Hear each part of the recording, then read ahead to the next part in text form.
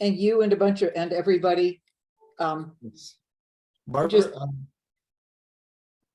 go ahead. oh, go ahead. Yeah, Andrea and Marlene are in. And so or what? Jonathan has an emergency, it's a family emergency, so he won't make it tonight. Can you hear me? Vaguely only. Who has an emergency? Jonathan, Mr. Jonathan Madado. Oh, okay. Yeah, and Nancy Myers said she has some medical issue Mhm. and also won't be able to come, which is really too bad, because talking about what's happening with community forklift makes a whole lot more sense if she is here. And I had asked her for updates, and she obviously was too busy to send me that. So we might want to table that discussion until the next meeting. And Okay.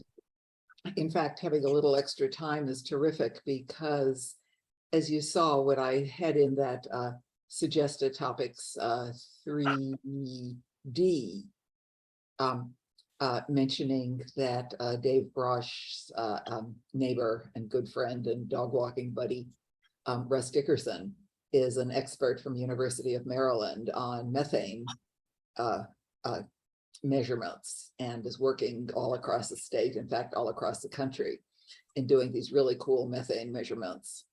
And he sent a paper showing how he tracks across a landfill, and then you get these green tracks with a red, effectively plume walking across the tracks, right, focused from the landfill and heading out.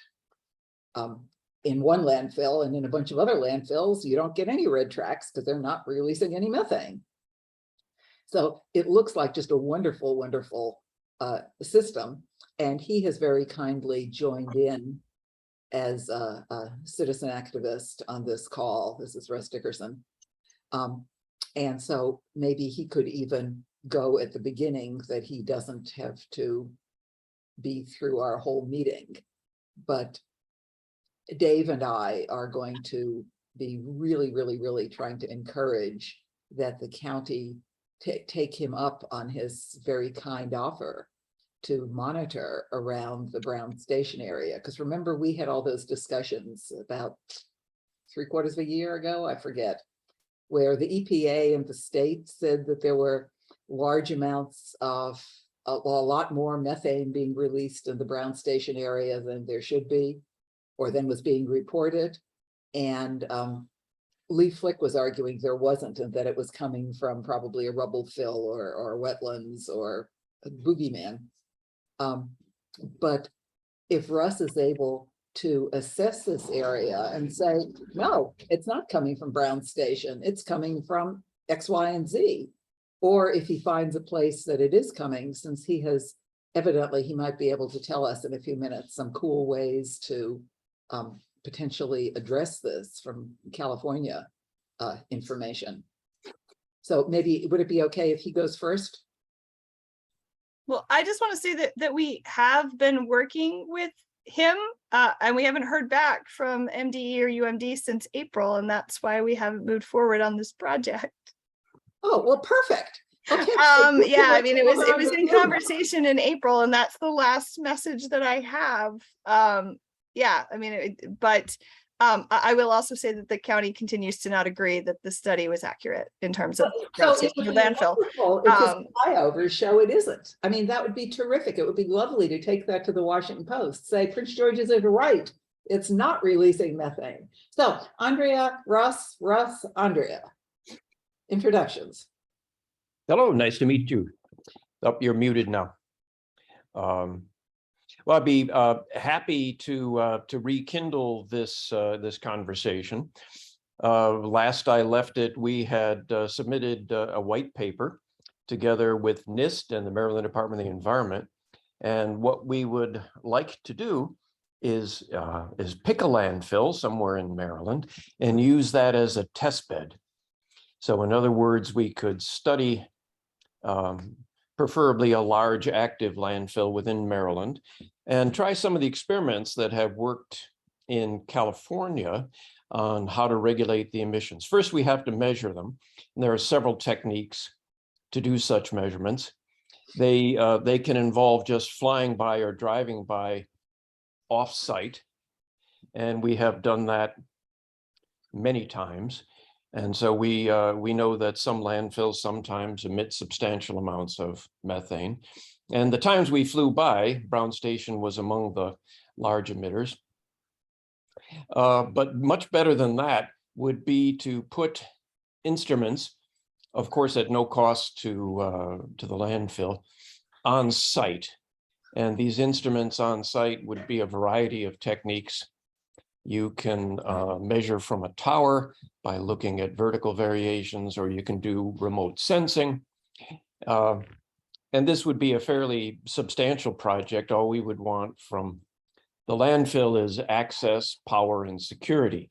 So the measurements would be paid for by NIST or EPA or the Maryland Department of the Environment or some other such agency. So the idea would be, what they found in California is that depending on how you put the soil on top of the landfill, could have a profound impact on the amount of methane that escapes. Without a good soil cover, the municipal waste will emit methane into the atmosphere basically forever.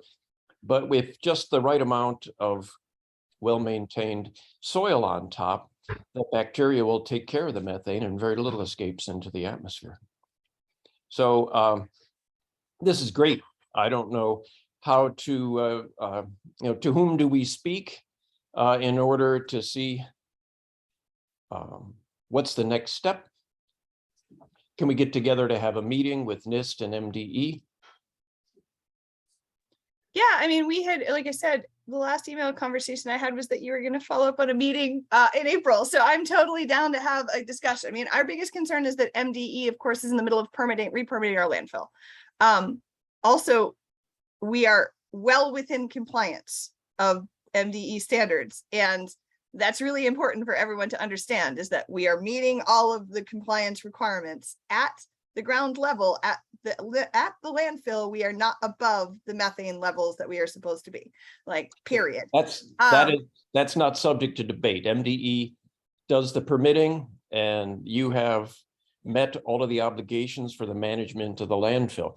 So but we are no one's absolutely arguing interested that. in trying to move beyond that in the long term. I mean, I think that that's something that we're really interested in. I mean, we're looking at what we're going to do with our landfill gas in the most effective way, but also, you know, even in talking to the folks that we're talking to about the potential of you know, monetizing our landfill gas in a better way. It's also, well, can we use that in kind of an ESCO kind of a way, or an ESPC kind of a way, where we can feed back in and advance the processes we're doing at the landfill by being able to monetize the landfill gas and create a feedback loop so that we can be well above the standards of where they are. But yeah, I mean, we are definitely open to a study. I mean, what I raised in my April email is still the same issue, right? Of us being in the midst of construction, and how do we do the study effectively while we're in the middle of construction, and how do we make sure that it doesn't impact our timeline, because our timeline is so tight to get the next piece of the landfill open, and how do we make sure that MDE is not going to somehow use this against our permit situation, right? Those are our like three big issues, right? Like,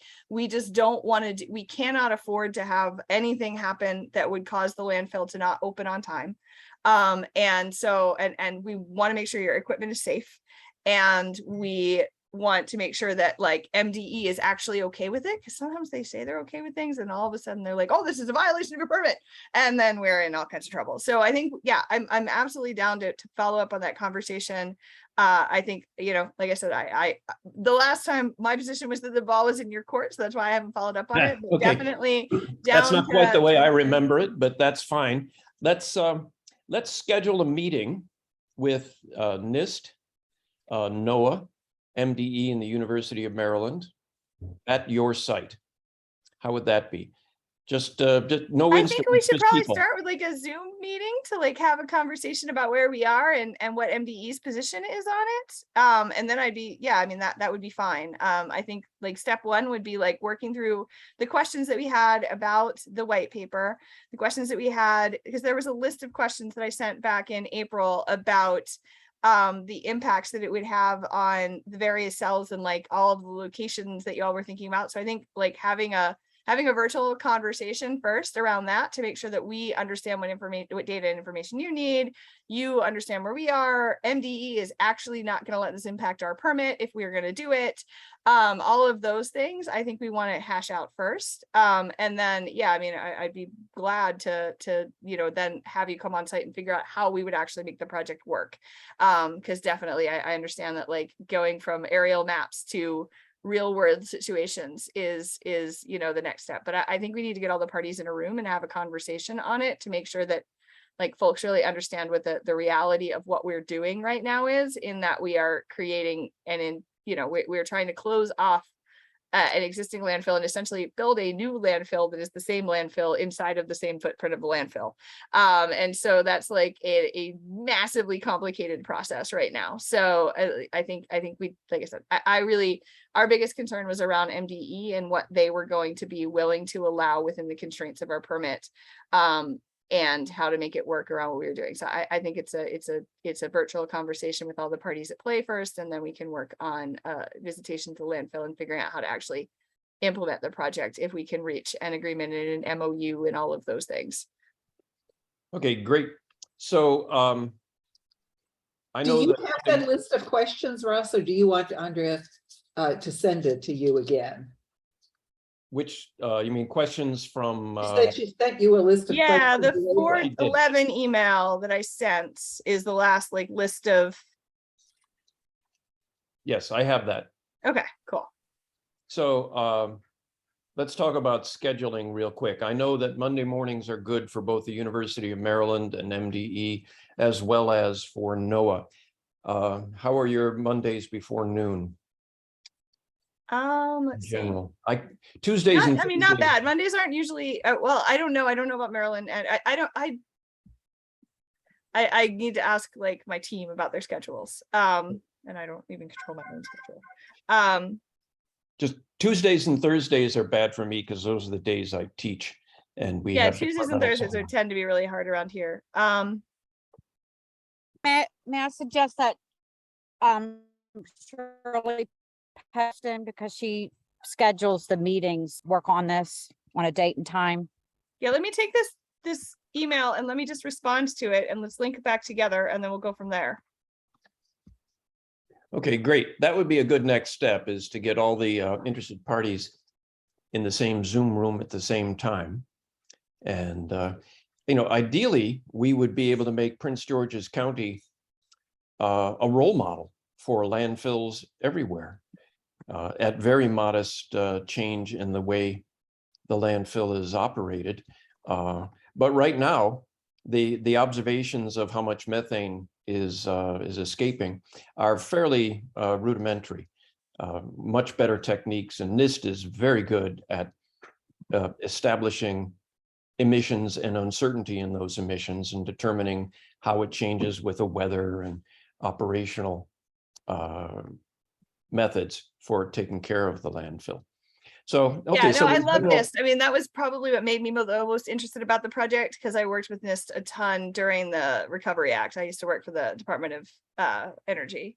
And Great. some of my good colleagues are there now. So I'm very excited about that. I mean, I like I said, we're open to the project. We love the idea of the project. It was just the like getting it started part that seemed to be problematic with the timeline. And again, our regulator. Right. Well, Tad is retiring, but the new guy is Chris Hoagland, and he's even more interested in climate than Tad was. So he's a pretty reasonable guy. And I think we can probably get the MDE lawyers to give your lawyers the kind of assurance they need that you're not going to get burned for being a good citizen. I think that in a nutshell is your concern, right? Exactly. And in fact, I used the conversation around this study when we were talking to Annapolis about Climate Solutions Now, as I tried to get them to like put this study as like part of Climate Solutions Now. Like that's how interested we really were in it. Like when we were having the conversations around what to do around methane emissions for the state. I had some in-depth conversations with the folks who were putting forward that bill, Pinsky, et cetera, around like, how can we do this? Oh, well, we were approached, you know, to do this project, and this could be a really great way of us figuring out what to do statewide. And so, Exactly. yeah. So Yeah, it's low-hanging fruit. It's an extremely hot topic at the moment. I wouldn't call it low-hanging fruit. I figured out the money around it, and it's not low-hanging fruit. Well, I can send you some papers from Cusworth and some other people in California where they looked at how they do the engineering of the soil that goes on top, and it was a substantial improvement at very small change to the operation of the landfill. Now, maybe they were doing a really bad job to begin with, and I am not an engineer, but certainly not a landfill engineer, but we have some that we can work with. So ideally, this would be a huge improvement and a great step for Maryland toward meeting its climate change goals. And the Secretary of the Environment, the President of the University of Maryland, the President of UMCES, they have recently held a meeting, and a lot of that on the climate change. And a lot of that meeting was dedicated to what can we do now and fast. And methane always bubbles to the surface, if you'll excuse the pun. And every time you hear Wes Moore talk, that comes up too. So he's, you know, very likely to be governor. So that's not a bad one to have in your court. So I just replied all to that email from the 12th of April and opened it back up so it's in the top of your inbox, and let's get some Beautiful. to talk about it. Okay, so yeah, we the last thing I want is this to be a confrontational, you know, I don't want to come in with hobnail boots and, you know, get MDE or EPA to try to force anybody to do anything. The best science is always done when it's cooperative, collaborative. So we don't know how to manage a landfill, but we're very good at measuring methane and determining the flux. So if this can be monitored with substantial more sensitivity than is required by law for compliance. So the instruments you use for compliance are fine, and they tell you it's safe and you're moving most of the methane. But the instruments we have from NIST are, well, they're rather expensive, but they have spectacular precision and absolute accuracy. And so they can put a number on there that's far better than can be accomplished with most commercial instruments. And they are very eager to find a test bed that will help us develop these techniques, both the techniques for quantifying the emissions and the techniques for fixing the problem. So we hope this to be policy relevant science. And it'll work best if we work together, because you have the engineers who know how to manage where they put the waste, how steep the stack is, how long it goes before you put the soil on top, and how the soil moisture is managed, and leachates and all kinds of stuff. I know it's complicated. But I know that you can get huge differences from different landfills. Some emit a lot and some emit very little.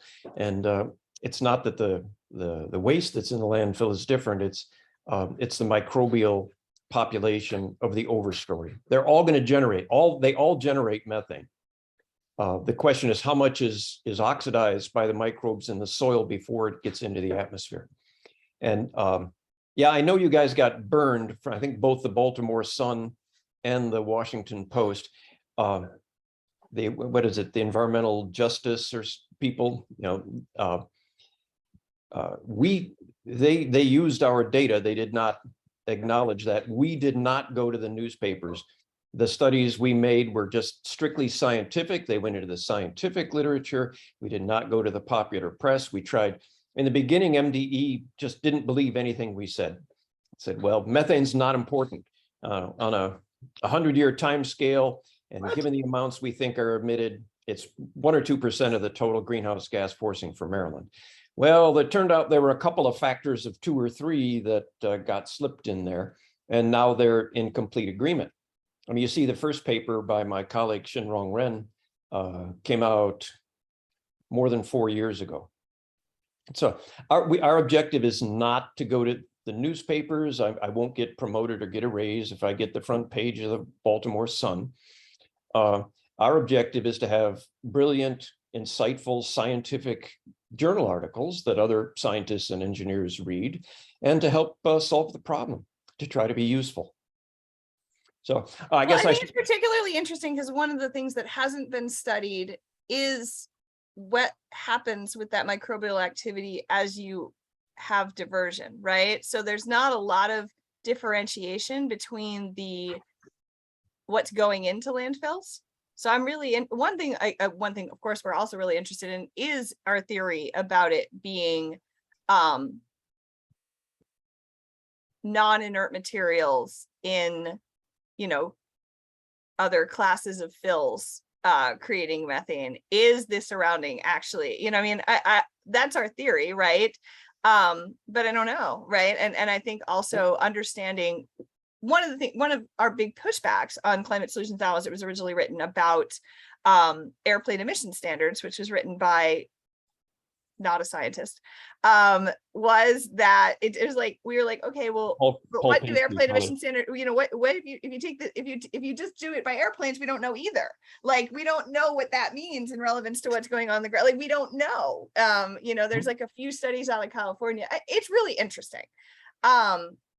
It's like I said, the biggest issue and concern, the only reason that I was like not like 1,000 times on board is the fear of it messing with us having a landfill, right? Like I guess, my defensiveness about it tends to be that I feel like there's a lot of pressure against landfills, and so I worked for the US Department of Energy and I never bought into the waste to energy thing. I'm not going to buy into it.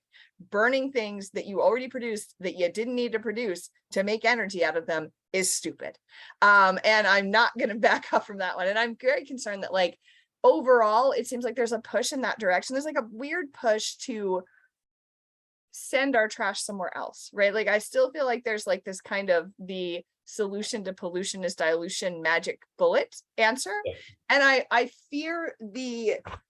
don't fear the science. I fear the interpretation of the science in a way that limits our ability to take care of our own waste. Because I feel like the way that we take care of our own waste by landfilling it makes it in people's faces, right? That we have a problem with the materials that are coming, right? Like we have a packaging problem. We have a consumption problem. We have a lack of diversion resources problem, right? And we're very aware of that in this county, and we're very interested in having, our zero waste plan. And so I often feel that like there's this weird balance, and it becomes it becomes kind of climate or nothing, right? And there's so many other environmental issues that are part of the waste conversation. And one of the things that has always scared me and, kind of scared me of, coming in and working on climate from the US Department of Energy perspective was that like when you look at just climate, then you just compound other issues, and those issues become us taking our problems and shipping them to the global south, where we know they're never gonna measure the methane or, not anytime soon be able to contain it, right? Because we are shipping problems to places that don't have the resources to deal with them. We already know we don't have the resources to deal with them.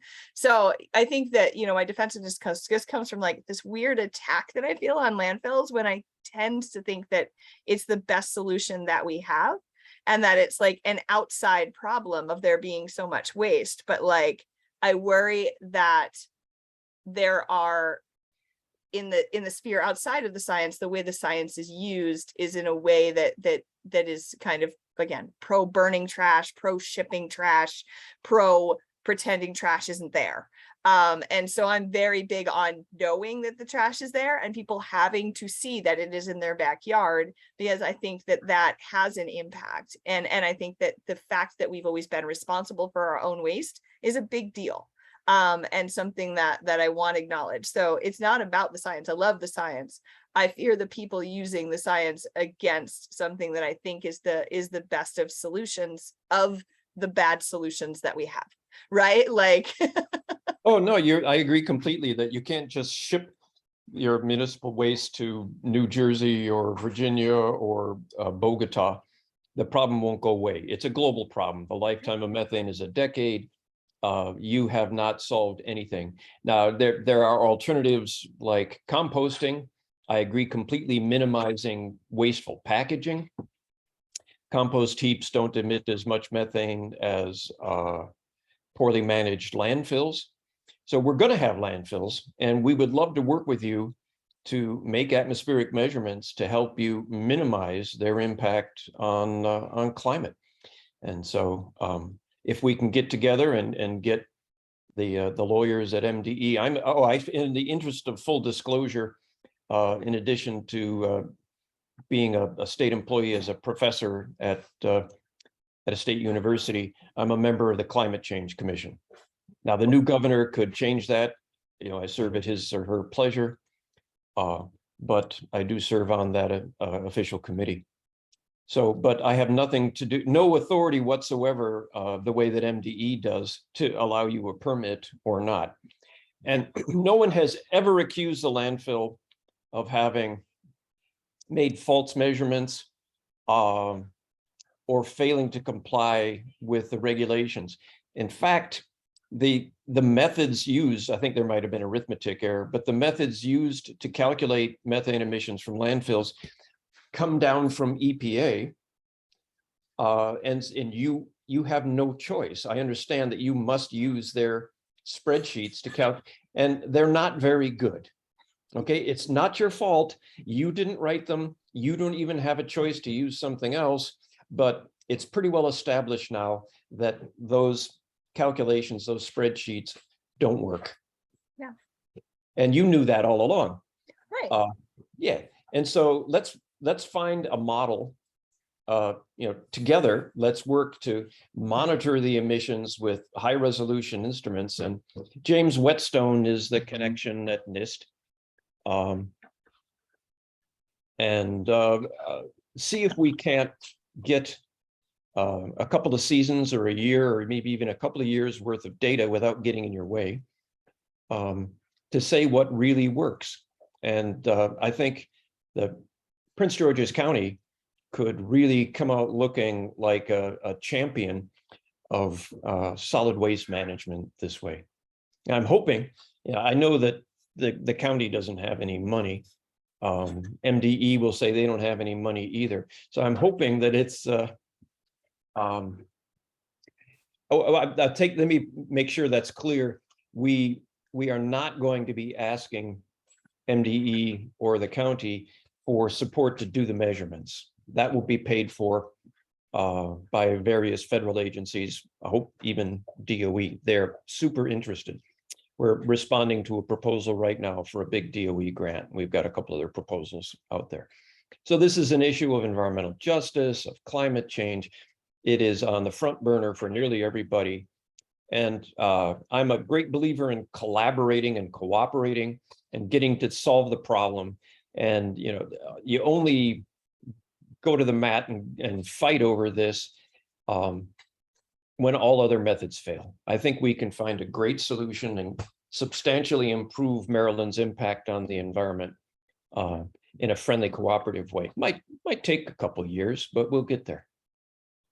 Yeah, and it's good that we would be long measuring problem. at first, because the only other concern that we really had was that we can't add any more soil. Like if we needed to add another foot of soil or something in between each layer, because we're out of space in 2024, I was like, oh my God, I don't have any room for that.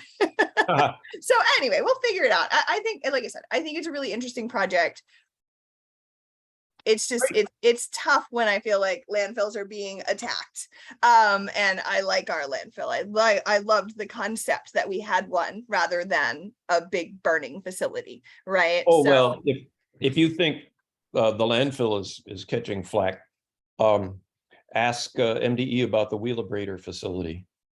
So that was supposed to be a big solution. The Wheelabrator turns garbage into electricity by burning it and driving turbines, I think, No. maybe just boilers.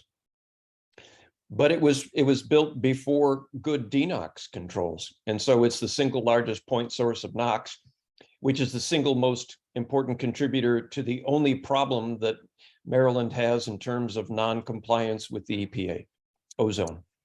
And so burning trash is not likely to be a solution. Well, Montgomery County is going to stop theirs, aren't they? I can't speak for Montgomery I County. believe so. I suspect the Wheelabrator facility is, you can see it, and it's that stack with Baltimore written on the side. Looks nice. There's no black smoke coming out of it or anything. But it's likely to be shut off as well.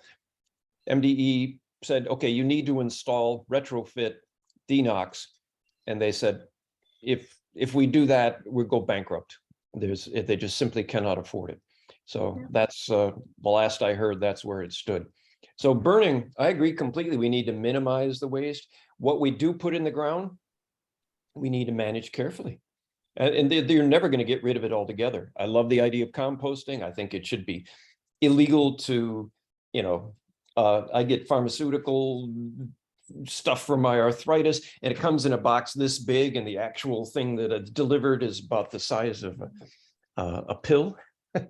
And it's just a hideous waste of resources. So, but those are other problems. We can't solve those problems. We need to work toward minimizing the amount of waste and minimizing our emissions. And so that's really, I'm very glad to hear that we can put it back on the front burner and work together in a friendly way on this. This is very exciting. It sounds like everybody is on the same page. If the SWAC can take any credit for getting you guys together and this thing moves forward, man, will we pat ourselves on the back. Yeah, no, I mean, it's great that you raised this kind of like back to the forefront. It's like I said, it's something we were interested in. It just kind of it just went out into the email never sphere of many things. Well, you have quite a lot on your plate, Andrea. We realize that. We're not, yeah, no, but this is exactly the sort of thing that if we can get two wonderful people who come from different ends and have exactly the same interests together, and they can make progress. And maybe Russ knows some cool stuff with California of how they treat their landfills. With Site 2 closing down, maybe trying some different treatments could even be fantastic for that. I mean, you guys know, I don't want to even sound like I'm micromanaging, but. Yeah, there's a wonderful chemical engineer from University of Illinois, Chicago, Jean, I'm going to mispronounce her name, Bonaire. She's the one who gave that interesting seminar. Yes.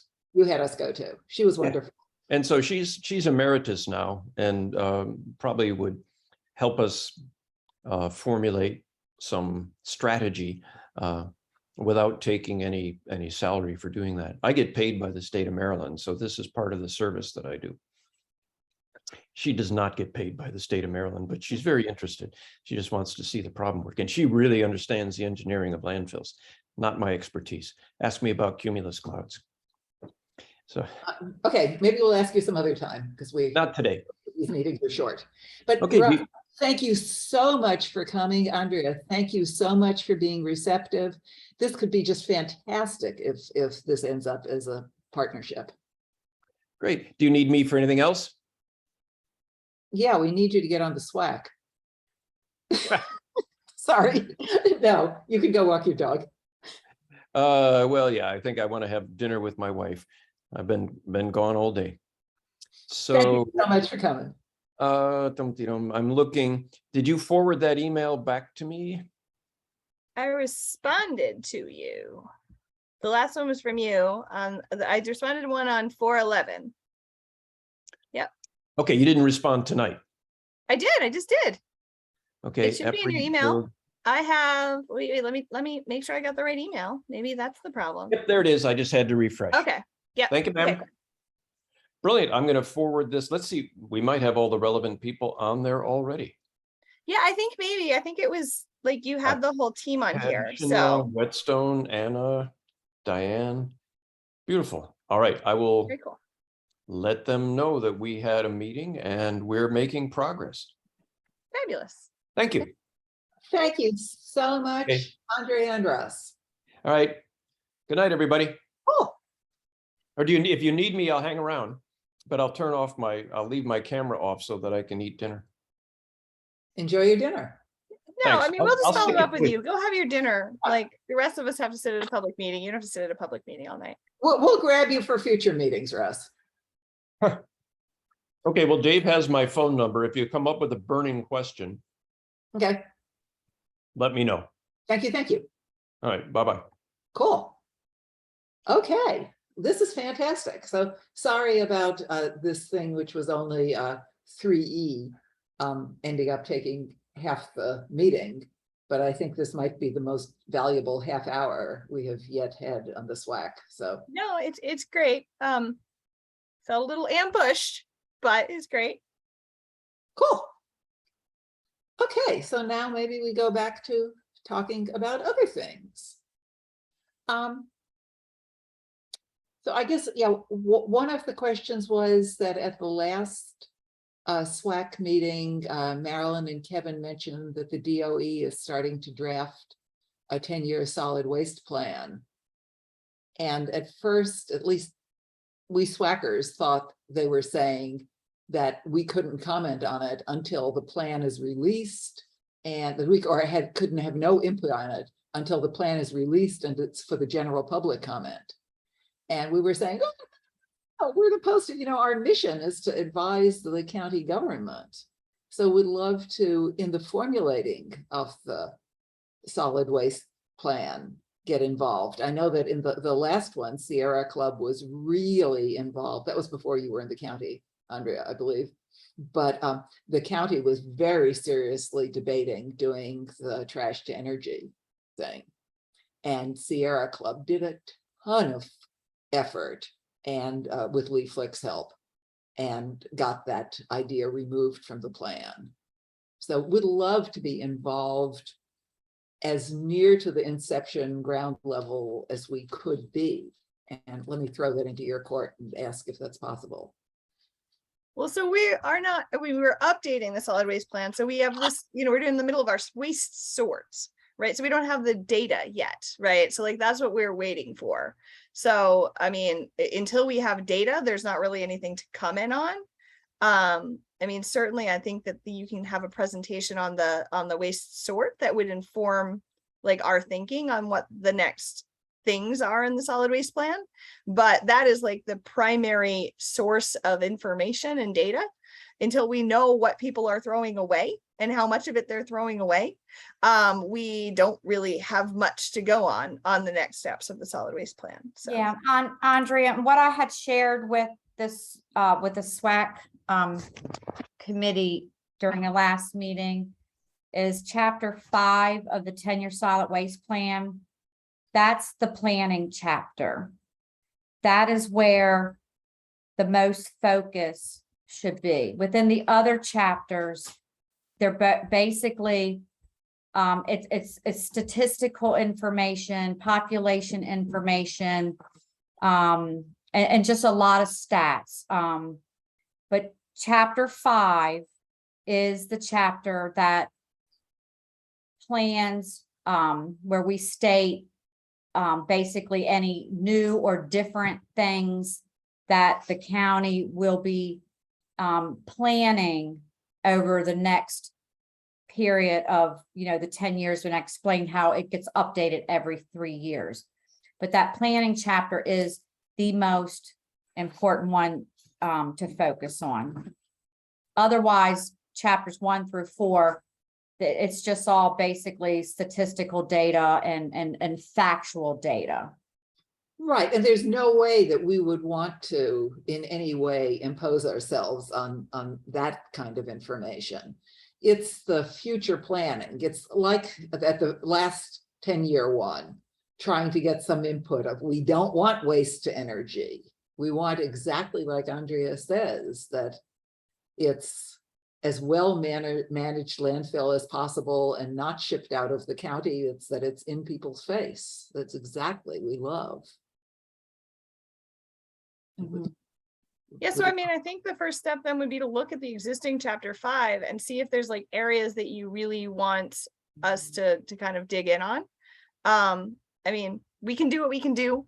Please understand that, like, I think that sometimes you guys don't really realize the degree to which we're under-resourced. But you know, I mean, if there are particular areas that you're really interested in us digging in on, I think that that's probably the best place to start. But for us, like I said, the thing that makes up a lot of that is understanding what people are throwing away, which we are in the process of understanding, right? Because we've got to do it every season. And I But- don't remember whether this season is the last season or the winter is the last season. I remember if we started in the spring, or we started in the winter, but But if you're doing another 10-year solid waste plan now, as I came away from the last meeting thinking, it's not another one. It's an update of the existing one. So we have to update it after we do a waste sort. So we do a waste sort, right? That tells us what the current waste is. And then we update the solid waste plan to reflect what's going on with diversion already, to make sure that we are looking at infrastructure in light of everything. Plus, you know, understanding what the EPA is and isn't going to fund is going to help us to understand that a little bit too. But yeah, I mean, it's an update. It's not a new 10. I mean, it is a new 10-year solid waste plan because it's a new 10 years, but it's an update of the plans that we Sure. already I mean, have. each one So that's is what a I'm saying. If you were to one start with 10 years chapter ago. 5 in the existing waste plan on areas that you guys are particularly interested in, I think that would be the right place to start. Cool, cool. Okay, we will all, that'll be a homework assignment for everybody to read chapter 5, which was sent out already, very carefully, and get back with comments. But like 10 at the 10 years ago, so I don't know, however, you know, it's probably about 10 years ago that they were doing it. They didn't have the waste to energy in the plan then, but they were going to, they wanted to introduce it. So I guess we're also interested in what other things are being thought of to introduce akin to that 10 years ago.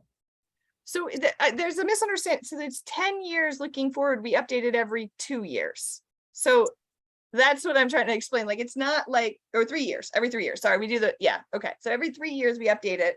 So it's not that it's like, it's not like it was like 2010 to 2020 or 2012 to 2022 and that's over and we're moving forward. We're taking a plan that was currently to 2029, I think, and we'll update it to be to 2032, right? So like it's a rolling plan. It's not that we're starting over from scratch. So it's like a 10-year, it's like a roadmap. So like in the government, we always build these like roadmaps of like, where are we going? So we reflect on the time between the last one and this one, which is, you know, COVID.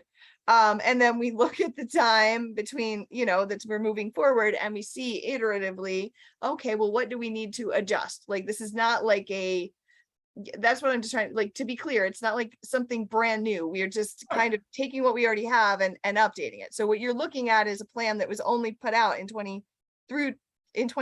Is it 2020 it was put out, Marilyn? I feel like it was 2020. 20 to 29. Well, Right, that's the right. progress report, yeah. Right, so now it would be 23 to 32, basically, is all it's just like shifting it. So that's why I'm saying taking what we have and looking at that is the first step of like, oh, well, I would like to see you guys go deeper on X and Y. And then if we can get, you know, the folks that are helping us write it, do that, that's something we can work on. But I think that like we need to be, yeah, it just needs to be a little bit tailored, Yeah. I think, to what you're interested in.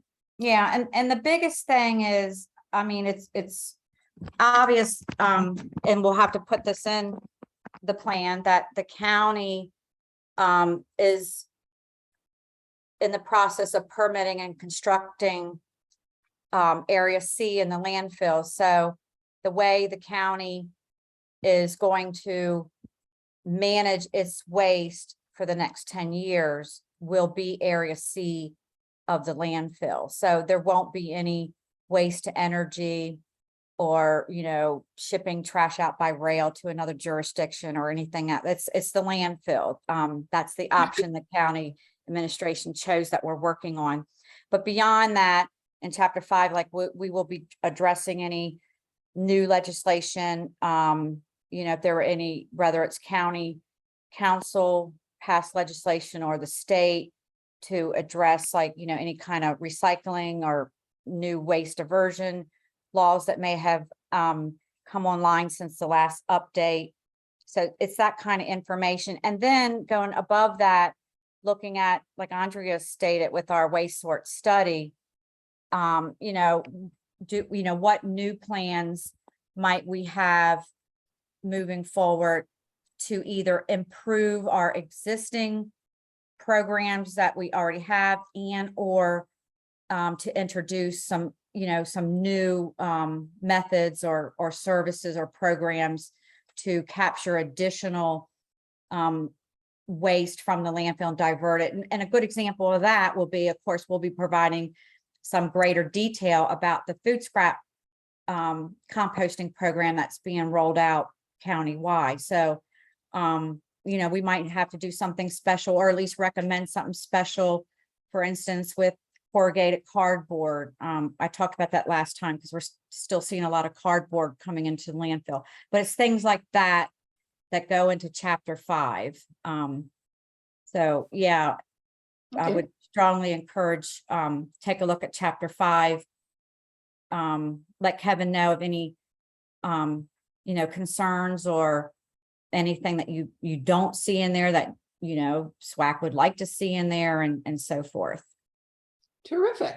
Okay, so that's a homework assignment for everyone, guys. And really that fits very well with the messaging, what you were talking about, getting out to residents of, you know, putting the cardboard into recycling rather than into trash and whatnot. That gets very much to the point, question or issue of messaging, how the SWAC can potentially help with that. I know when we talked about this last spring, you guys had said there was a company, I believe in Laurel, who was being hired to do messaging for DOE, for the county. I'm not sure. Yeah, so I mean, the thing to understand is this messaging happens above our level, so we don't have any influence on it. So I mean, there's not a place for SWAC to have an influence on it because DOE doesn't have an influence on it. So the decision has been made that the primary messaging that we're going to handle this year is the new composting program because they don't want the distraction from a lot of other things. We're trying to do little pieces here and there, and hoping that like the rollout of the compost program will help us to be able to deal with some of the things we want to deal with. Like the known kind of thing out there in the waste space is that there's essentially adult learning loss in recycling, right? Like that recycling rates went down over COVID. Despite there being more recyclable waste in the marketplace because of people having things delivered at home. So there's a lot of articles out there about it, perhaps they don't say adult learning loss, but I kept on hearing learning loss in children. So I've decided it's adult learning loss. But, and, you know, just the ongoing confusion and, you know, greenwashing and mismarketing around recycling. But there is a countywide message. There are two big countywide messaging campaigns that affect us in the solid waste world. The biggest one for us being the composting one, and the second biggest one being the litter and illegal dumping one. And those are the county's chosen messaging campaigns. And that's, like I said, that's above my pay grade. I don't get to make those decisions. And so we're supporting those messaging campaigns. And frankly, at this point, that's what we need to put all of our resources towards, because operationally, we believe at this point that we are 100% on point to start handing out these additional carts in the fall, right? So we need to double down on that. It's as far as I was told and seem to have agreed to this week. October 1st is the kickoff date for the composting you know, messaging strategy. And now, you know, we can work with folks like our like the Sierra Club and our other you know, like friends in this space or other stakeholders in the space that have their own messaging to like share with them. And of course, we're going to be sharing it on community partners next week. And then hopefully doing pending right now a recording for WUSA 9 around the composting, and then an event with the county executive, and all of those things are in play. But really these things they're like I said, they're kind of out of our hands, so we don't get a lot of influence in them. And so they're really just, I don't know what to tell. there's nothing I can do about it. Like we are trying to influence. So we've got really great messaging, I think, now around how to compost. We learned a lot when we did that that public meeting around composting, that helped us understand the problems that people were having with how, and some of the questions that people were having with why. But I think there's a lot more good information on the whys, and like what whys are, that people naturally understand and want to be a part of. So there's a lot more out there in the world about that. And so that's a little bit easier. And so, our contractor has started to digest that, or really has digested that, but we focused a lot on how, because the concern was that we saw weird things going wrong around composting that we didn't expect, like people putting their pails inside of their carts, like a lot of folks being really confused about whether or not they had to use a bag. In fact, I still get people who ask me, do I have to use a bag? I'm like, oh God, no, please don't use a bag. Like a bag is like, so that people will do it if they don't really want to deal with it. But I don't want you to use a bag. And so we're trying to work around those hows. And once we get folks the hows, so they know what to do with the composting bin, composting cart they're going to receive, we're also trying to get more of the, so like, it's like how, then why, and then how again, and then more why. Like that's basically how the composting rolling out is going. But anyway, the composting rollout is supposed to start on October 1st. So may I just interrupt to ask a question? You said that the messaging is above your pay grade. Yes. And is it that I understand that the decision of focusing on composting and illegal dumping, okay, I don't know who makes that decision. They're great decisions. They both need to be focused on. But the actual messaging that goes out on composting, you guys have no input in that? That all we have very little. I mean, so it is controlled by county executive comms. So we don't, it's not our comms that runs it. It's run at the county executive level. So, I mean, we are the technical advisors, not the drivers of the messaging. You don't even get to proofread the messaging that goes out on the compost? I mean, yeah, we get to proofread it, but like, I mean, I'm just saying that it's not messaging that I control. It's not like I can invite you to a meeting where we discuss messaging, because that's not the way that it works. Who in the internal messaging office would we lobby to get invited? I mean, you wouldn't. I can't lobby to get invited. So yeah, I mean, it's already decided. The long and the short of it is the messaging campaign is done, and the messaging campaign is being launched on October 1st. And I would appreciate feedback on like there's things missing from it that we can go, etc. But I mean, it's like I said, the messaging campaign is done by a consultant. That consultant is hired by the county executive's office, and we serve as the technical experts as to that. But it is a countywide program, and so it is not handled by our communications department. Okay, because I thought the SWAC was going to get to meet these guys, but I guess that never happened or isn't going to happen. Barbara, David has something to say. Sorry, Andrea, go ahead. I was gonna say, we can certainly, I can share with you what the messaging looks like, but you're gonna see it in the public in like a week anyway. But yeah, so I mean, like the logos are done, the messaging, the postcards are done, everything is ready to go. Okay. Yeah. Well, maybe then so if you feel that there is some things that were lacking in the first round of messaging, you get to have input to suggest that this gets corrected in the next round. Yeah, so certainly, I mean, I think like, we have some control, but we don't have that much control, is what I'm trying to explain, is that like, it's the campaign is not just about DOE, I guess is what I'm trying to explain. It is because it's a service, right? So like it's handled as how the county wants to talk about services, right?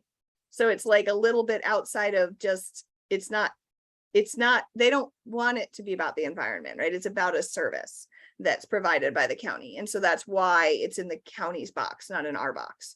Like I get to talk about the climate action plan, right? I get to talk about the rain check rebate. I get to talk about all of those things, like trees and beautification and all of that. But these, because they're county level priorities about service delivery, fall into a higher level than that, right? Which is cool because it means we lobbied to get this to be a county level priority, right? Which is freaking awesome. So like, I don't want to take away from that. Like Right. we managed to get this to be a really big deal to the county executive, which is awesome. Yeah. But that means that it kind of, it needs to fit into the other messaging patterns of the rest, right? So it like, then it's competing with like public safety, right?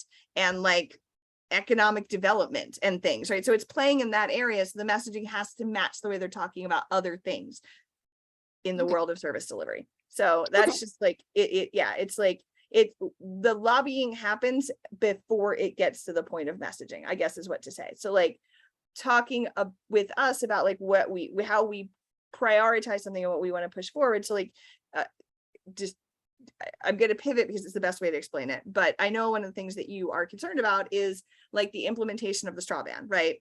And like the polystyrene and stuff. And I'm concerned about it too. I bother people. I actually have a little packet that I take when I go to restaurants. I'm really annoying.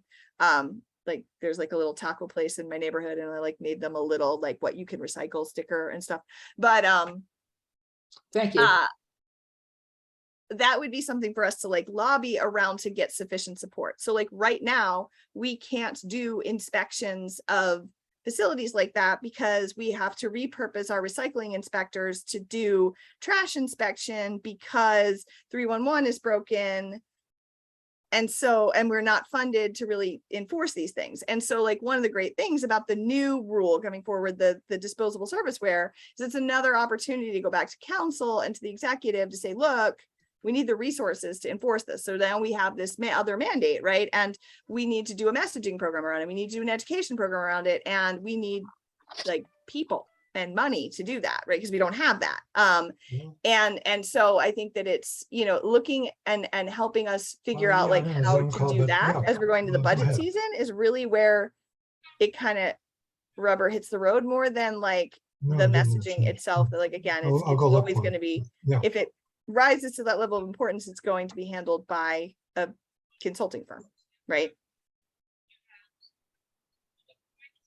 Okay. He asked me to, I talked to him and he said, write them up and send them to him, which I've done. Dave, So are you talking to the whole group he said or they not? might If change you're it, not so- muted. But I haven't seen the final version. Dave, are you talking to the group or should you be muted? Oh, could you hold on just a second, Laurie? Just a second. Yeah, I'm sorry. I was not muted. I wasn't. I You're not muted. apologize. Sorry, I Yeah, can't. I'm sorry. Thank you. No problem. Yeah, okay, so we will look at that and get with you and try to get as much input as we can. Yeah. So I'll share what we have. I'll make sure very that that's much. okay with CX comms, and then we can share what's going to be coming out. Yeah. Kevin, could you put the, oh, okay, you have the agenda back up. Thank you. Mhm. Okay. Has there been anything new from EPA on the grant that they were asking for information on what should be included? Yeah, so we actually had a couple of different conversations with them. And, you know, I've also had like ongoing conversations with Adam Ortiz. So they are finalizing the shaping of the grant.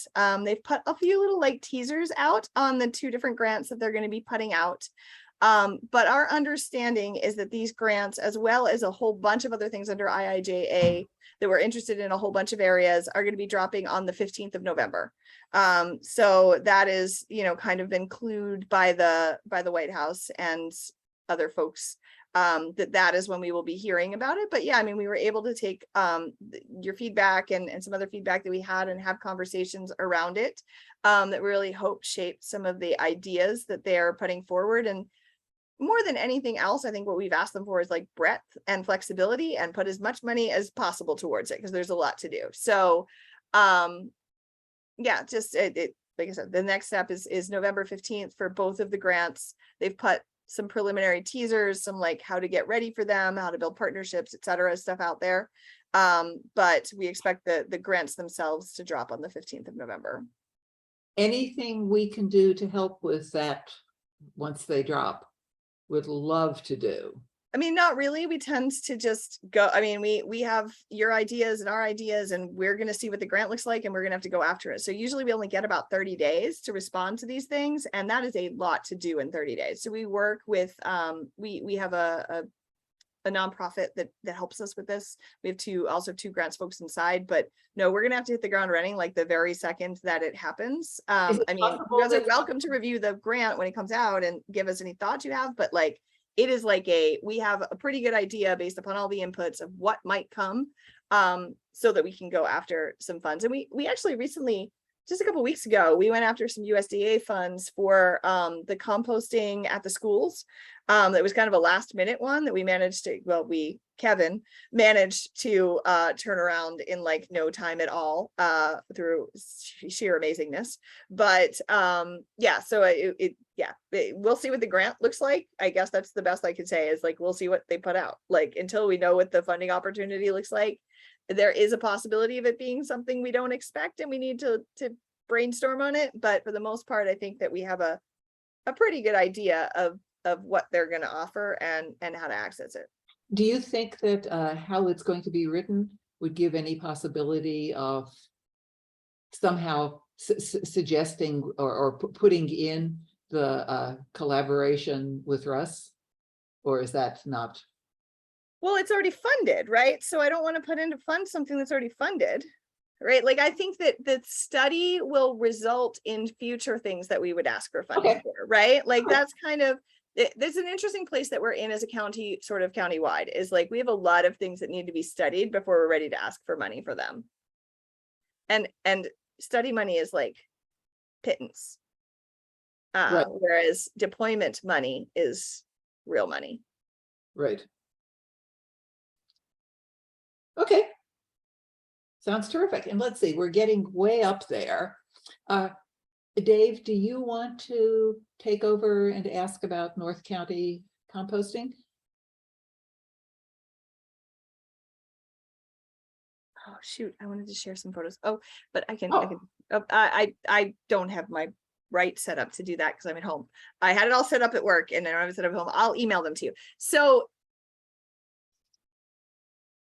unless and until the municipalities can put together a proposal that involves how they're going to fund a permitted facility, this is not something that is that the county has out an appetite for, because anything over 5,000 square feet has to be permitted, and I just don't have the capacity for another permitted facility when I have one in South County. If the municipalities have a plan for how they want to build, operate, and pay for a permitted facility, I can find them land. That's not the issue.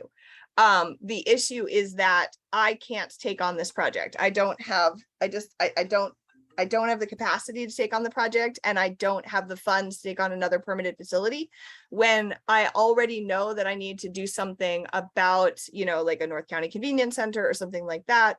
Really interested in figuring out how to support community forklift. And those things are just more of a priority than building another of the same facility that we already have. Now, that said, I went to Eco City Farms in Bladensburg, and I'm gonna encourage you guys to take a field trip out there, because I was really impressed with what on-farm scale composting can actually achieve. So at Eco City Farms, they have a 5,000 square foot facility. A 5,000 square foot facility that's considered on-farm composting is an unpermitted facility. So you don't have to have a stormwater permit. You don't have to have an MDE permit. You don't have to have anything, essentially. I don't love the first part, but that's okay. But it's really neat, and it might solve some of the community's interests, particularly where there is a park facility or a community garden facility, because 5,000 square feet is not huge, but 5,000 square feet can do a 3/4 ton pickup truck a week, and that's a lot of food waste. So I think it would be worth you guys seeing what a mid-scale facility looks like and see if that solves some of the challenges, and whether those facilities would make sense for the municipalities to consider going after. Because on-farm composting has some flexibility in its definition as written by the state, and could be used in like park facilities. It could be used by, like municipal DPWTs. It could be used in community gardens. So I think that might be a palatable solution, but no, in the near term, because we have the OCF and because we have a large permitted facility, the VMTs don't really make the argument at this point. But if the municipalities do put forward a funded proposal that they're going to fund and operate, land is not an issue. We can find land. Can I ask a couple questions, Andrea?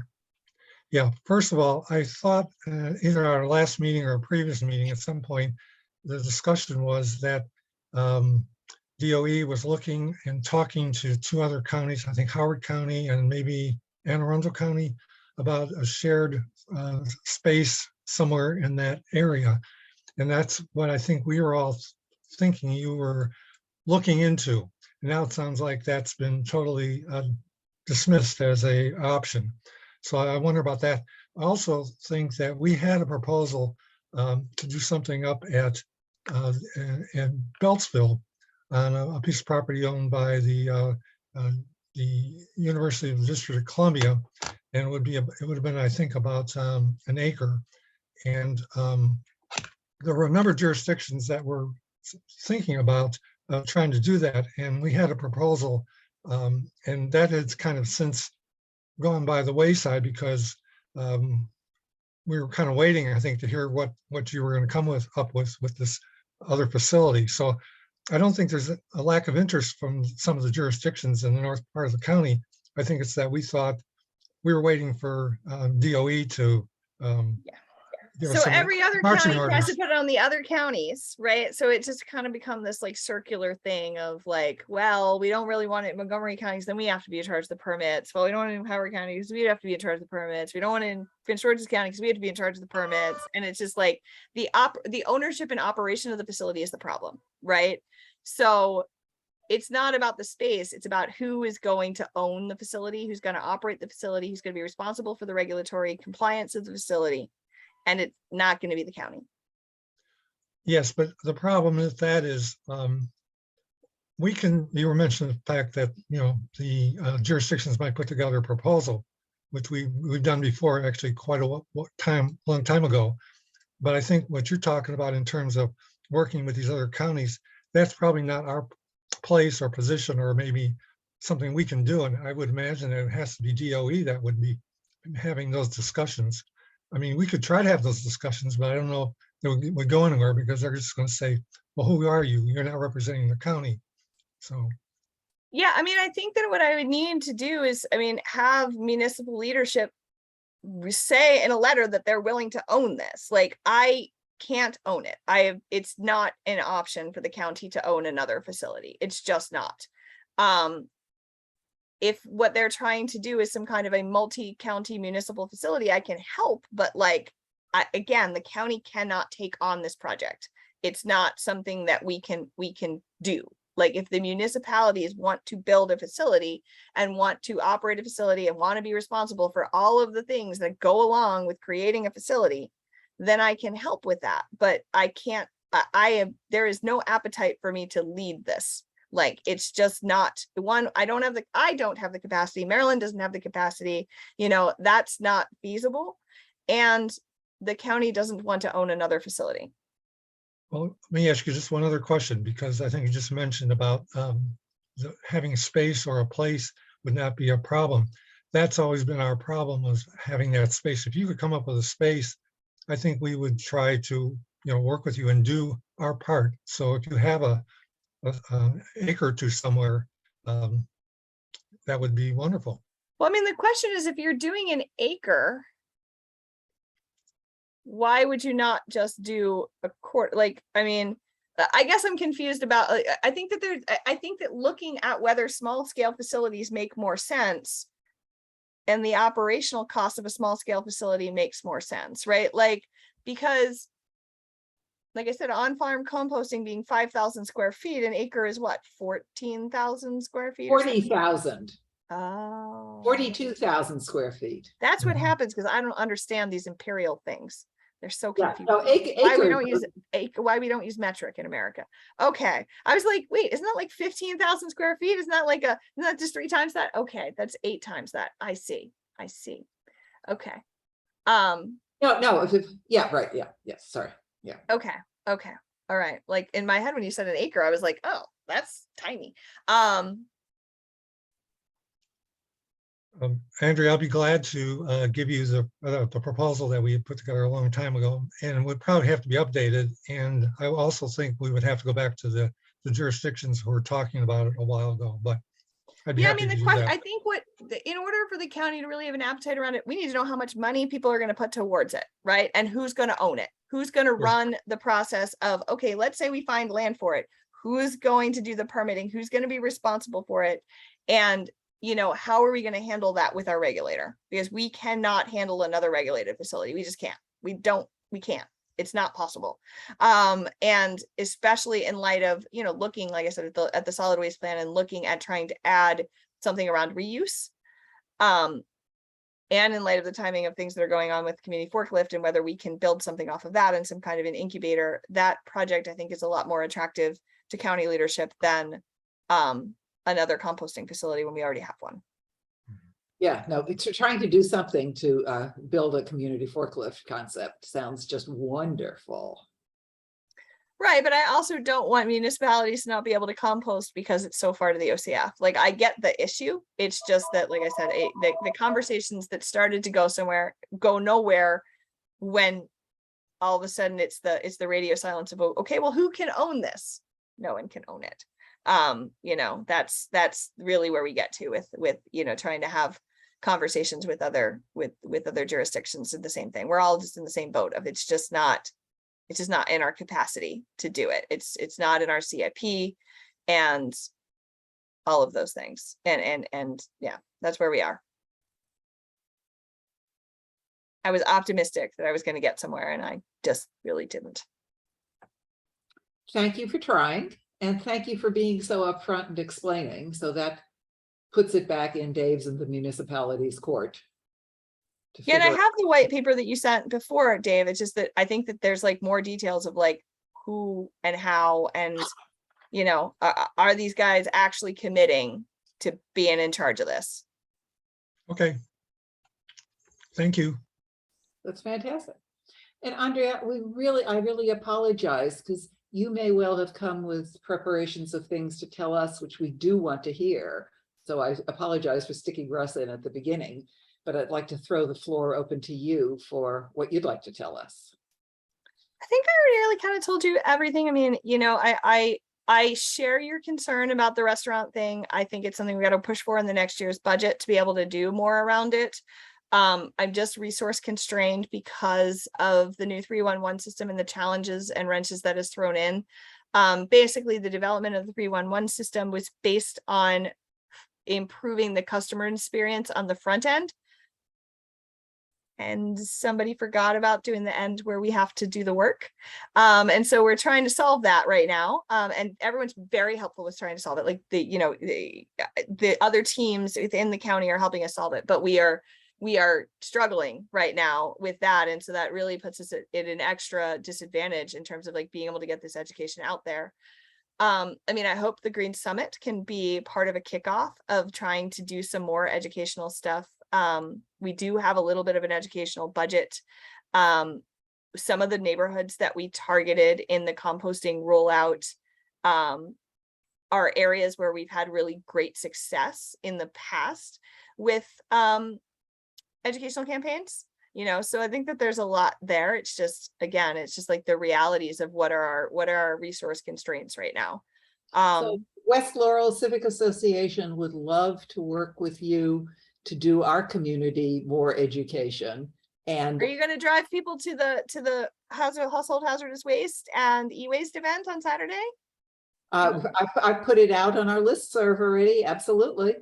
Yeah, I mean, the I'm coming tire down. event was okay up there. In Clinton, it was crazy. Like, I mean, we filled up like 3 boxes completely.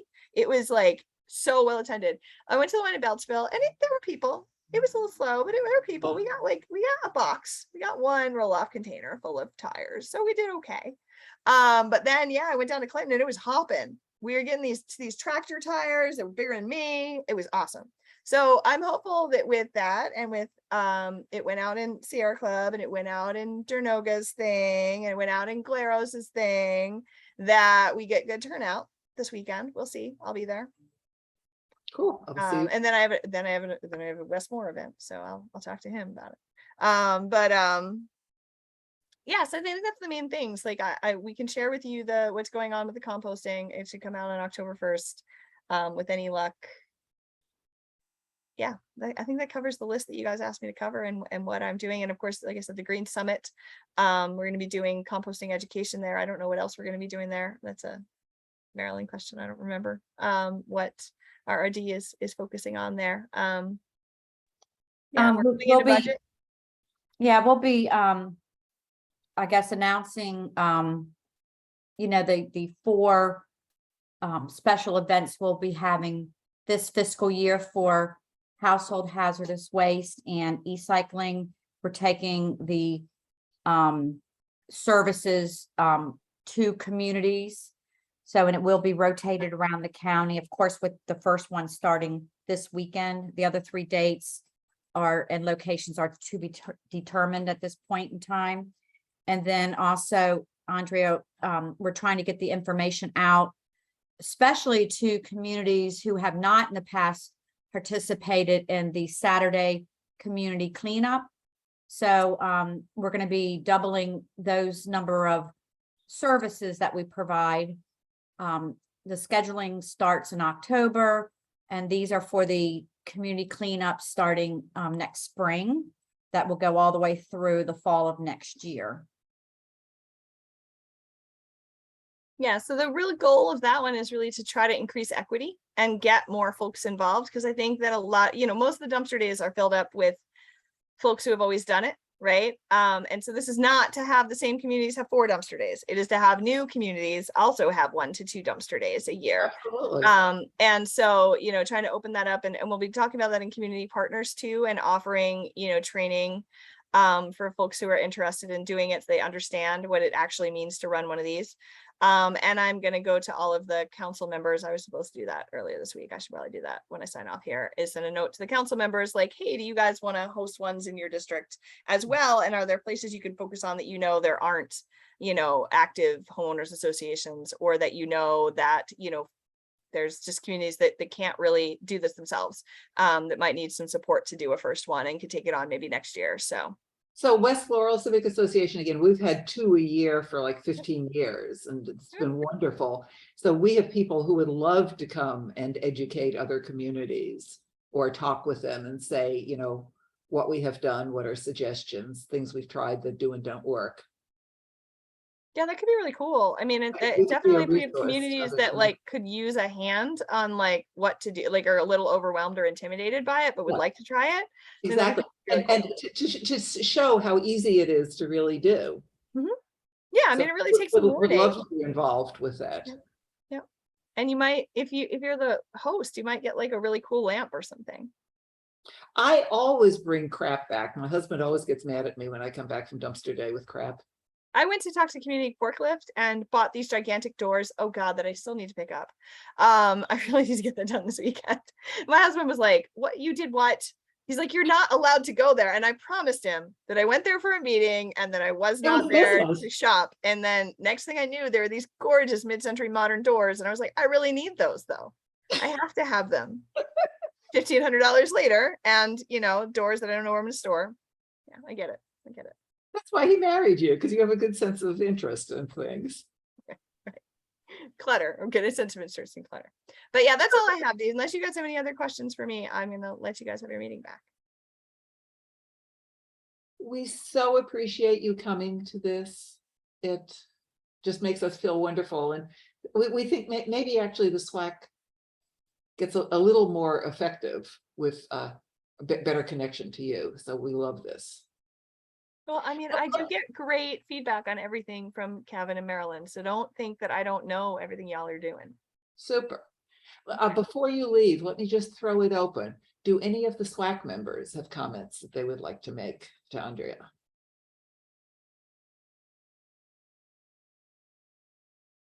Don't be shy. She's here and would love to hear from you.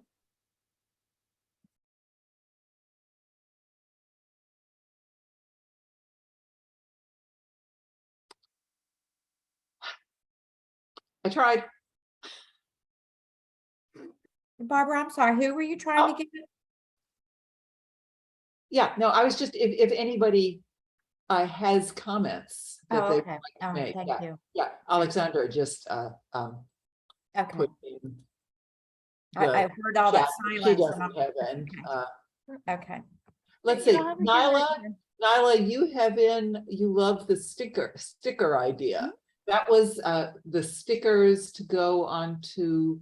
Yeah, the- so that, folks are required to put up, like a sign that says what, so, when you have, like you guys probably know this, but when you have a establishment, right, you have to have a trash can and a recycling bin, and then you have to put on the recycling bin what can be recycled. So I printed on my home printer our little recycle right thing, and I brought it to my little taco shop and then stuck it on their little can that I had bought for them the weekend before. So I get lots of free tacos because I'm very non-combative about it, but I'm like, you guys sell Mexican Cokes and you don't have a recycling bin, and that's the law. So please, we're gonna do this. And so then I brought them a recycling bin, and then helped them get signed up for recycling, and then the city helped them with it. So they were going to get their own recycling contractor, and then the city was like, oh, you guys are so small, it's fine, basically. And then they switched out their straws, and they have the cutest straws now, little cactuses on them. And then now they're recycling with, and they got the Cool. sticker. So it is that most business, so, and I've seen a big so since when the disposable came up, right, the disposable serviceware came up, we got to talk with a lot with the restaurant association about that, and really ask them to like re-educate their folks. And I go to McDonald's like every day because I'm a vegan and there's nothing else I can eat but potatoes. So I do like literally eat hash browns every day, which is probably not great for anything in the world, but I do. And so I was always upset that I saw that whenever I got something that had a straw, which is like, maybe once a month, that it would have a plastic straw, like the old fashioned McDonald's straw with the yellow and red on either side that I know is not compostable. And so I talked to the lobbyist for McDonald's, and then I went to that McDonald's in Greenbelt just the other day, and I got a iced coffee, and it had a paper straw in it. So it does work. So we had a lot of conversations with the restaurant association, and one in particular about like trying to make a video next year for everything, all of the rules, right? So that like in English and Spanish, so that they can give it to the restaurants and all of those things. But I think the restaurant association did send out another advisory to folks with all of the documents that we gave them, because I've noticed a difference just like in the last month. So I think that it was like the folks need a little nudge, a little reminder. I had Chinese buffet for lunch today, and the lady was like, oh, I do have paper straws. And I was like, right, but you have to give them to everyone. She's like, but people don't like them. I'm like, I don't care. She's like, okay. I was like, next time you order straws, only paper straws. And she was like, okay. So, we're getting there. It's a little bit at a time. Cool. We just need to invest in it. That's fantastic. You're doing these things. Would it be possible with the county messaging that the county's messaging could actually encourage residents to act just like you're doing with their favorite taco place? That the more, I think that's fair. It's something we considered when we update. So the web page is supposed to be updated. I don't know. It's been supposed to be updated forever. Again, another thing that's above my pay grade. But I think we could kind of flex that on the next web page. I think that's fair, because we really wanted to rearrange things a little bit to make it a little bit easier. So now there will be a page for like businesses to go to from the original navigation menu, because right now you have to go to the Department of Environment to get to it.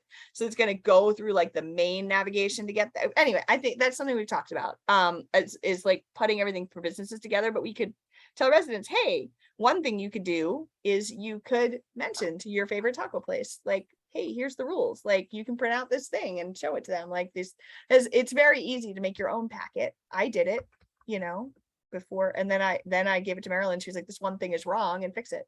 But it's not that hard. As long as people aren't being all weird and vigilante about it, they're being nice. I think Okay, that we can encourage folks to do it.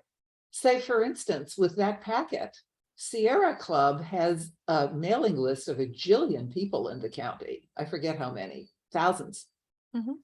of people who care about green, you would think.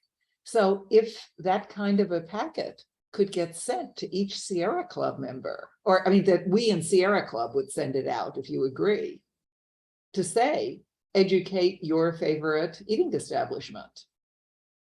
Yeah, I don't have an issue with that as long as people aren't acting like the weird eco police, right? So there's a right way to do it and a wrong way to do it. And the only thing I don't want to happen is I don't want a bunch of people running around Karen right? It's the No, getting canceled for being disrespectful. So I think as long as we can figure out a way to message it in a way that's respectful and that people are not they're not the vigilantes, they're not the actual boss, they're not the sheriff. They're just this is my favorite place to eat, and these are the rules, and I would really love if you followed them. Yeah, because what I had done when I did a lot of the, mainly the styrofoam thing back when, but saying that we want to help you as our local establishment, and we want to get you into following the rules, and that the environmentally conscious customers will really care about it. Mhm. And they've seemed receptive, the places I did that with. Yeah, people are generally really nice about it. It's just, like I said, it's about other folks being nice about it. And that could be an interesting way as we're trying to engage more restaurants in composting, right? I had a conversation with the place that, so I am a Chesapeake-tarian, which means I eat only vegetables and things that come from the Chesapeake Bay. So I went to Hook and Reel, and it's a place you eat the food out of the bag, right? So they have a whole bunch of food waste that their customers are already dealing with for them. So had an initial conversation with them, what would it look like for you guys to do food waste composting? So I think even that could be a great way of opening that conversation with eateries. Did you know this is the thing you could do? So sure, I would be open to that. I think we can think about that. Again, resource constrained, but we can see what we can do. No, but again, if you have a packet that can get emailed to Martha Ainsworth or me for free, and then Sierra would email it out to their membership list. So no cost, but it's a way to get people involved. Oh, I'm not saying cost, I'm just saying time. But we can try. We'll think about that. I will discuss that with the team and make sure that there are not any considerations I'm not thinking about. Yeah, But and I think it's doable as long as people aren't acting like the police. yeah, and we have on the under the Department of the Environment Resource Recovery Division's webpage, on the left side of the screen or the page, there's a link. It's called Toolkit, TOOLKIT. And within that toolkit, there are different flyers and outreach materials that have already been approved for distribution to the public. And they're the same materials, for instance, that our inspectors utilize, that we provide. Most of them have already gone out as a direct mailer and been posted on our website previously. But that's also a great place to look to, upload or download materials to distribute, or send, an electronic copy of it. So it's under that toolkit link.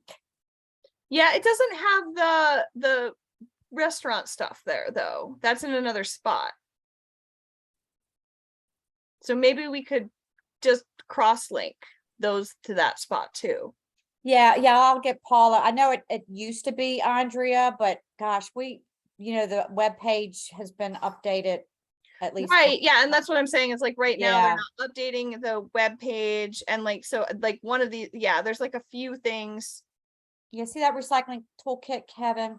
So if it's not in there, I can certainly have Paula. You Yeah, it'd know, be cool just to put it all in one place. put it But there, I think yeah. that's the plan for the, like, I've already talked to Brittany and stuff about like how we can work on the new webpage, because like there's that great site that's like, I think it's called like legislative updates or something, that also has Yeah. everything on it. So anyway, Yeah. yes, Kevin, Barbara, let us figure it out, but I think that's a good idea. Yeah, Kevin, can you, Terrific, was that- thank you. Kevin, can you bring that back up and scroll to the bottom? I'm just curious real quick, since we're talking about it, because it should have the toolkit. It did have, and if it's missing, you know, we just migrated to a brand new website for the county, but it did have all of our outreach material in there. So like, okay, the styrofoam I see, so just open that up for, as an example, Kevin. And then, yes, we will work to make sure everything, because it does look like there's some things missing that used to be on here. Yeah, like the straw ban isn't on there. Yeah, that should And then be. like one of the recycling ones is not the newest one. Like it's like, I saw a nicer one that you sent me.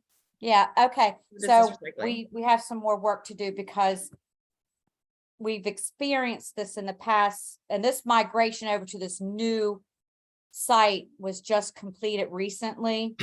But this has happened in the past where all of our information did not migrate over to the new website that the county's using, I guess. But in this their isn't the new redesign. one, Marilyn. They haven't updated the new one yet, because it looks completely different. So we might as well wait, is what I'm saying, like until Okay. they do that, because it was supposed to be this week. So until, Okay, yeah, because, okay, yep. All yeah, right. because I have a feeling we'll lose other things too. Okay, And like I said, okay.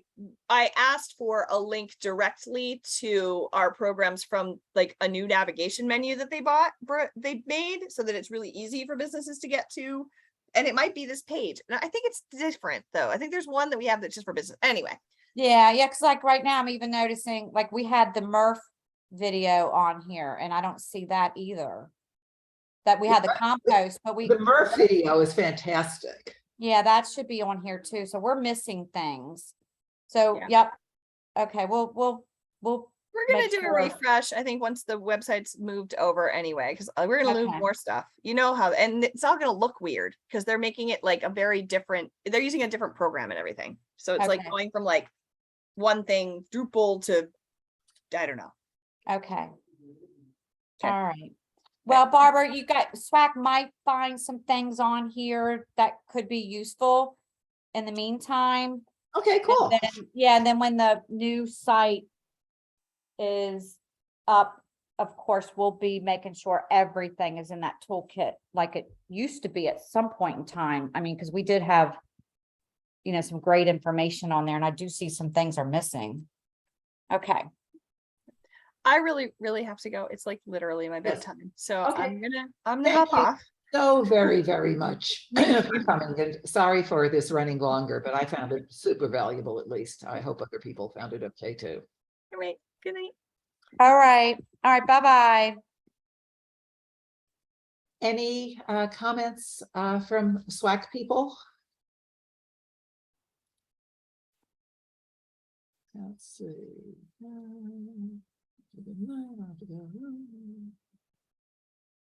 Meeting. Okay. Well, I guess if we don't, I thank everybody super much. Marilyn, Kevin, thank you very, very much for arranging this with Andrea. And I think this moved real well. I think we got a lot done tonight. Yep, very productive meeting. So this is terrific. Thank you, thank you, thank you. Okay. Have a good evening. Enjoy the rest.